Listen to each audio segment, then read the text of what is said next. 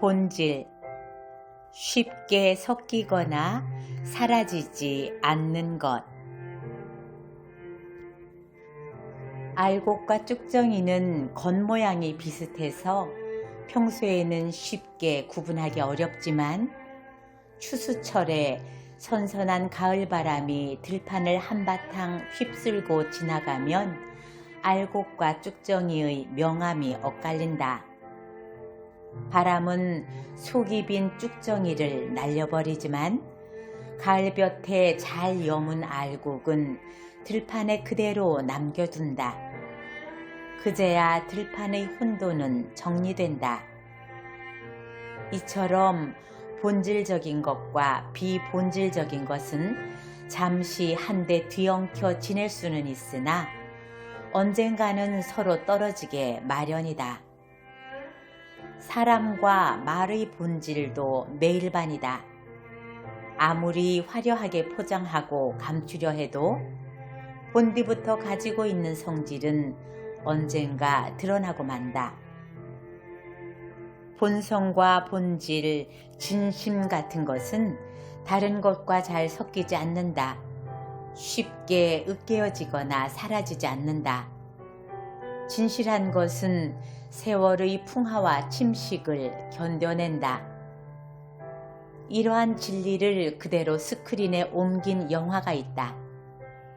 톰 후퍼 감독이 실화를 바탕으로 만든 킹스 스피치다. 영화에는 심하게 말을 더듬는 왕 조지 6세가 등장한다. 어릴 적부터 말을 더듬은 조지 6세는 왕위를 물려받은 뒤에도 대중 앞에만 서면 지독한 긴장감에 사로잡혀 입을 떼지 못하고 머뭇거린다. 오므라진 입술을 겨우 벌려 목구멍에 쟁여진 단어를 힘겹게 뱉어보지만 말에 힘이 실리지 않으므로 연설 내용이 대중의 가슴까지 당도할 리 없다. 말에 대한 두려움을 마음속에서 밀쳐낼 만한 마땅한 방법을 찾지 못한 조지 6세는 결국 괴짜 언어학자인 라이오넬 로그 박사를 찾아간다. 그리고 쇠구수료를 입에 한가득 물고 바닥을 나뒹구는 등 험난한 치료 과정을 겪는다.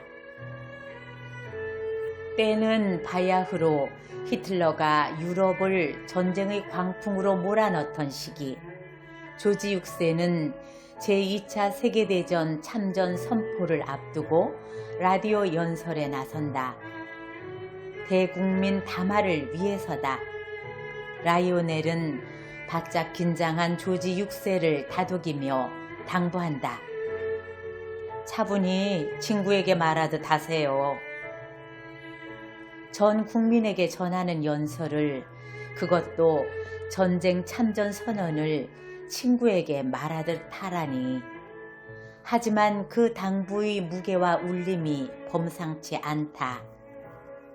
로그 박사는 다음과 같은 이야기를 하고 싶었던 게 아닐까? 한 명의 친구에게 진실하게 말할 수 있다면 그 마음으로 수천만 대중에게도 진심을 전할 수 있을 겁니다. 로그의 조언 덕분인지 조지 6세는 침착하게 연설을 마무리한다. 화술과 화법이 아닌 참된 마음이 담긴 왕의 목소리는 전파를 타고 영국 전역으로 퍼져 국민의 귀로 흘러들어간다. 조지 6세의 음성은 국민의 마음을 하나로 묶는 강력한 끈이 된다. 이 영화는 언어와 말재간에 대한 우리의 편협한 시각에 통렬한 어퍼컷을 날린다. 우리 사회는 남보다 말을 잘해야 한다는 일종의 강박관념에 중독돼 있다. 매끄러운 발음으로 화려한 입담을 선보이거나 인문학적 내공에 세련된 동작을 곁들이면 말씨가 능수능란한 사람으로 추앙받는다. 듣는 이의 달팽이관과 뇌쾌락 중추를 자극하는 재간을 말 잘하는 사람의 능력인 양 간주한다. 하지만 그러는 사이 남을 웃겨야 한다는 강박감은 막말을 낳고 무조건 튀어야 한다는 조바심은 망언으로 이어진다. 말의 품격에 대한 고민은 잘게 부스러지고 사방으로 흩날려 앙상한 뼈대만 남았다.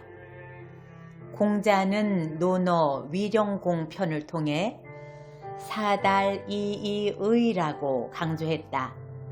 말과 문장은 뜻을 전달할 수 있으면 충분하다는 뜻이다. 무작정 현란하게 말하는 데만 몰두하다 보면 정작 말 속에 담아야 할 본질적인 내용을 놓칠 수 있다는 얘기다.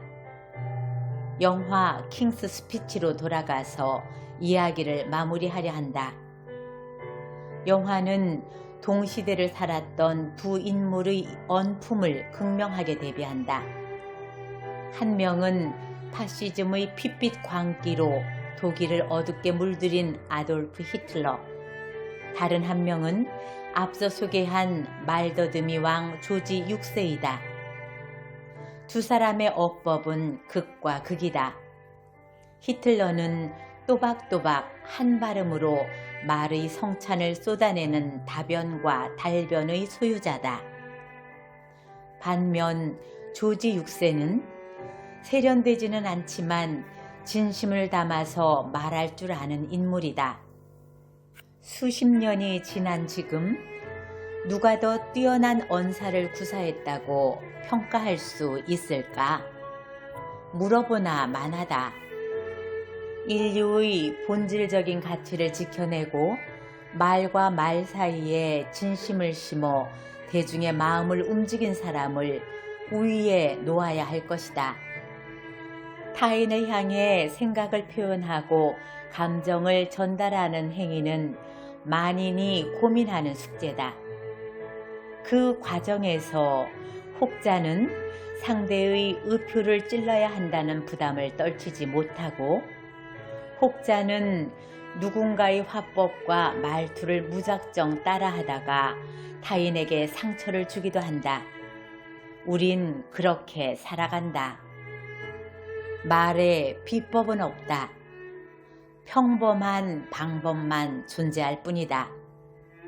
그저 소중한 사람과 나눈 대화를 차분히 복기하고 자신의 말이 그려낸 궤적을 틈틈이 점검하는 것.